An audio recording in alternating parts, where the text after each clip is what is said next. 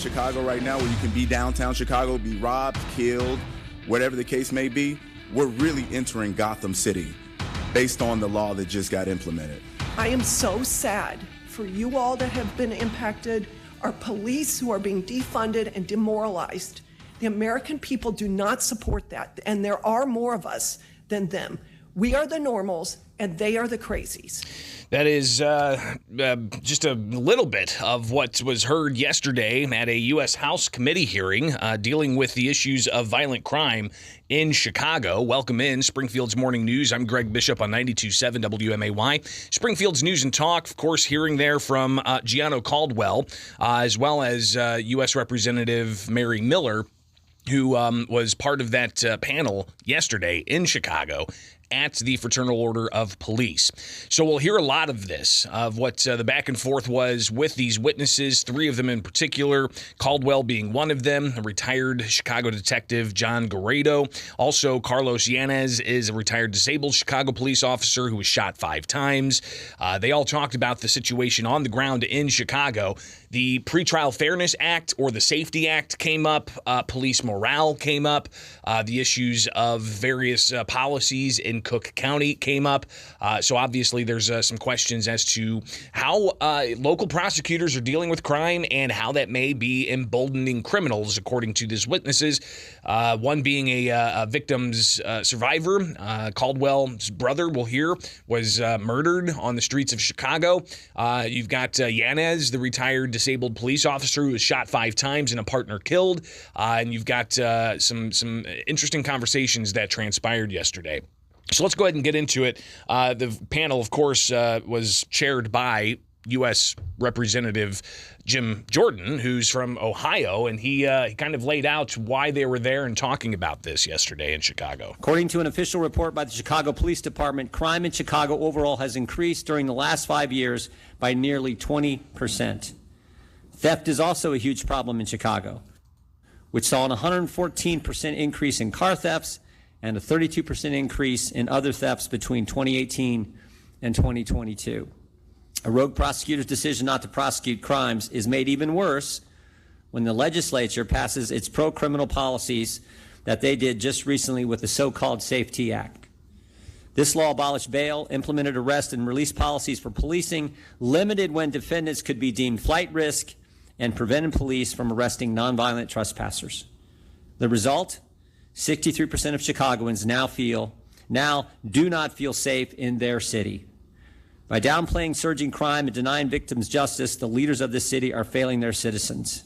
So Jordan laying out some of the rationale as to why they decided to hold this hearing in Chicago. They had previously done one in New York, but House Republicans bringing their traveling committee to Chicago to hear from those on the ground experiencing elevated crime levels. While shootings are down about 10% over the year, you've got Chicago police statistics showing an overall increase over 2 years of overall crime, up 77%, while vehicle thefts are up 211%. Robberies are up 45% during that 2-year period. Congressman Biggs, also part of the panel yesterday, sounding off on issues that he's concerned with. Yesterday, a member of my staff went to grab a few items from Walgreens located across the street from the Art Institute of Chicago, around the corner from the iconic Cloud Gate sculpture in Grant Park. A sign indicated the store will be closing permanently within the month. And aisle by aisle, every product, including deodorant, toothpaste, were behind locked cases to prevent the retail crime. These soft-on-crime policies undermine the rule of law and limit the freedom of everyday people. Law-abiding everyday people live in fear, and that fear results in limits on the ability to travel, engage in commerce, and to associate one with another. These policies emasculate law enforcement. They hand over control of a once great American city to violent criminals. And when I speak about this, I'm thinking of what really makes a community, its ability to trust each other. And that seems to be gone in so many cities. Tragedy. It's a tragedy. So Biggs highlighting some of the things that he saw on the ground and his staff experienced on the ground in Chicago. Now on to the witnesses. Gianno Caldwell, a Fox News contributor and someone whose teenage brother was shot and killed in Chicago, he laid out his testimony as to why it's important that the spotlight is on the Windy City and Cook County. And it has come at a great price for the people of the city, not just in blood, but also in treasure and opportunity, as multi-billion-dollar businesses like King Griffin Citadel justifiably fled Chicago. And he took millions of dollars in tax revenue with him. We know this has happened in due part to the policies of the Cook County prosecutor, Chicago's most recent mayors, the governor, other politicians throughout the state of Illinois. These officials have recklessly ignored the people they were elected to represent. And as a result, bodies, mostly black bodies, are littered throughout the streets of Chicago. I unfortunately understand the pain of thousands of victims whose families have been destroyed. On June 24th of last year, I received a call that my innocent teenage baby brother, Christian, had been murdered, shot down in the street by a stranger when a group of men stepped out of a black SUV and fired into a crowd on 114 South Vincent Street. The police have repeatedly said that my brother was not the target, that he just happened to be at the wrong place at the wrong time. But in Chicago, being at the wrong place at the wrong time could be sleeping in your bed and a bullet comes through your window, or in the backseat of a car at a McDonald's drive-thru as 7-year-old Jocelyn Adams was murdered. Living in Chicago should not come with a death sentence, but it does for too many Chicagoans. So Caldwell sharing the personal experience he had of his younger brother being shot and killed, and law enforcement essentially saying that, he was at the wrong place at the wrong time. But there have been other instances that have been raised of, even most recently, an 80-plus-year-old man shot by his vehicle and killed recently within the past week. You've got the issues of no cash bail, leading to some alarming stories of somebody who shot their neighbor's dog in the head being released because prosecutors didn't put up any reason to, keep them behind bars pending trial. And this hurts the morale of law enforcement. Carlos Yanez is a retired disabled Chicago police officer who was shot 5 times and whose partner was killed. Here's his testimony in front of the House panel. Actually, we'll take a quick break and come back for hearing some of the testimony yesterday from that traveling U.S. House Judiciary Committee hearing up in Chicago, where you had witnesses talk about what they're experiencing on the ground, including retired police officers. Carlos Yanez is a retired disabled cop who was shot 5 times and his partner was killed. Here's some of his testimony to the congressmen bringing their Judiciary Committee to the Windy City. But with all the policies and procedures put into place, officers find themselves with their hands tied behind their back. Being an officer is stressful enough, but now it seems like there is a witch hunt after officers unnecessarily. Officers continue to lock up violent offenders, but we find them back. Then we find them back on the streets committing even more violent crimes, including murder. I just hope we elect someone that is going to demand accountability this next term. It is time to stop coddling criminals and holding them accountable for their actions. Only then will they stop and think before they carjack, rob, shoot, or kill a law-abiding citizen. So, again, the questions are about police morale and how local prosecutors are treating criminal suspects and detainees. And you have another retired police officer, retired detective, John Garrido, talking to committee members about, how they can be more combative. Criminal defendants can be more combative, especially with the knowledge that, hey, they might not face the kinds of consequences they faced even just a week and a half ago. Here is the retired detective. Because we haven't really seen much yet. Let's actually check this. Okay, no, that's actually... That is Caldwell talking about the situation on the ground and how he feels some problems are elevated even further. Because we haven't really seen much yet, because the implementation of that law just started. But I'm believing, just based on just pure logic and common sense, that this is going to make matters much worse. So you've got the bad guys are just learning, and they're quickly learning because this stuff is broadcast everywhere, that they don't have to worry about any consequences.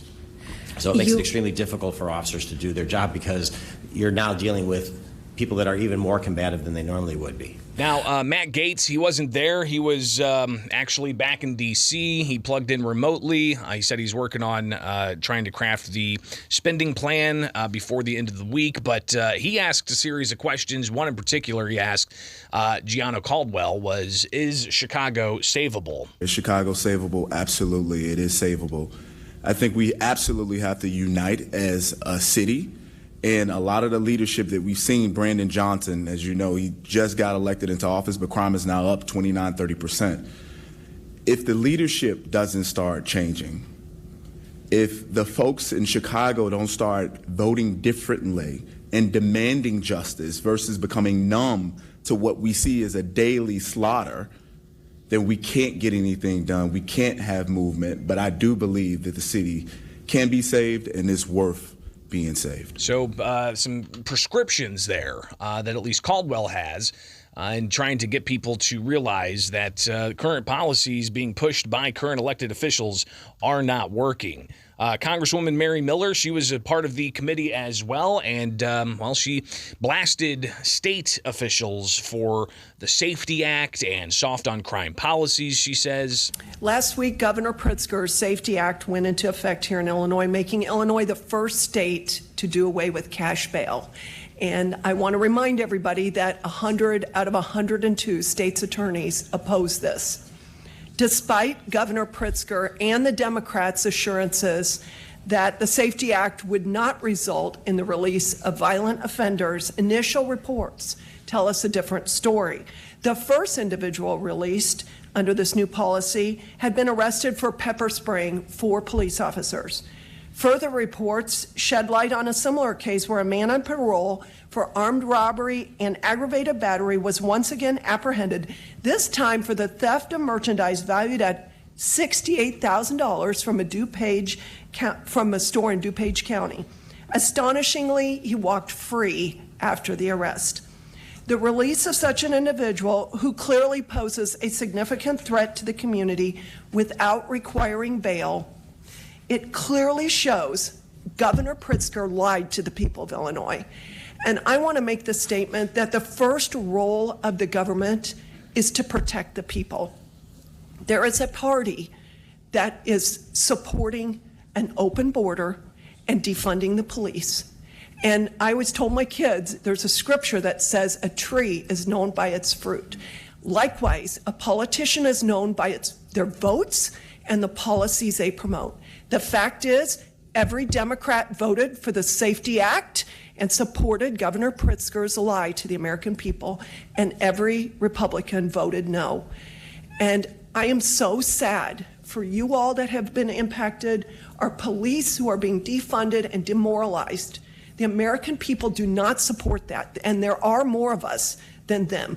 We are the normals, and they are the crazies.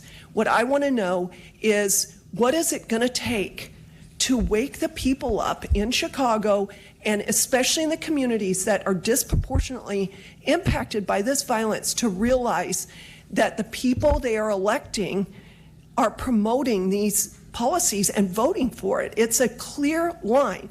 100% of the Democrats voted for Pritzker's Safety Act. So, Lieutenant, I'd like to start with you and let you each share what can be done to wake the people up. All right. So, several of my friends asked me why I was going to come here to testify today, kind of citing the definition of insanity as doing the same thing over and over and expecting something different. But it doesn't mean that we don't do anything. We can't not speak up. We can't not shine a light on it. We can't, we have to draw attention to what's happening and what's going on. What it's going to take to wake them up, I don't know. I mean, think about just the few that you listed, cases of these offenders that are walking free, or the guy who, shot and killed his neighbor's dog this morning. These are clearly violent people, and that's not even enough to get them held. I believe that the bill has a beautiful name, but it doesn't state that. It's nothing safe about that.